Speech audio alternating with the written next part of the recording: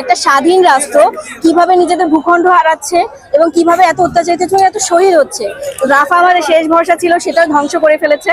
এবং এখানে আমাদের যে সো কল্ড মানবাধিকারের কথা বলা যে জাতিসংঘ, যেমন এইটা হচ্ছে ইউএনএইচডিআর, হ্যাঁ, the universal declaration of human rights, একদম এদের যেই ভাওতাবাজি কথা, এদের কোনো অধিকারই নেই এখন এই বিশ্বে অবস্থান করার।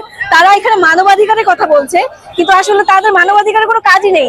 তারা হচ্ছে ইউক্রেনের জন্য কান্না করছে, তারা এর জন্য কান্না করছে, ওর জন্য কান্না করছে, কিন্তু যেখানে এত কিছু হচ্ছে আমরা নিজের চোখের সামনে দেখতে পাচ্ছি, কিন্তু মানবাধিকার কিছুই করতে পারছে না। আরব বিশ্বের কথা, এদের কথা তো বাদই দিলাম। তো বিষয়টা হচ্ছে যে আমরা এখানে প্রতিবাদ করতে নামেছি, কতটুকু পারবো তা জানি না, তবে আমাদের নিজ দায়িত্ব থেকে নিজেকে ক্ষমা করতে পারছি না। যেখানে আমি দেখছি একটা মানুষ বোমের আঘাতে 200 মিটার উপরে চলে যাচ্ছে এবং নিচে নেমে যাচ্ছে, একটা বাচ্চার মাথা নেই, একটা মা তার হিজাব দিয়ে তার সন্তানের পা বেঁধে, কাটা পা বেঁধে হাসপাতালে 4 কিলোমিটার নিয়ে যাচ্ছে। এই জিনিসগুলো দেখে আসলে ঘরে বসে থাকা সম্ভব হচ্ছে না। আমার কাছে মনে হয় যে এখানে আমরা যতটুকু পারি নিজের জায়গা থেকে, গিয়ে তো কিছু করতে পারছি না, আমরা নিজের জায়গা থেকে কিছু করতে পারলে সেটা নিজেদের বিন্দুমাত্র অপরাধ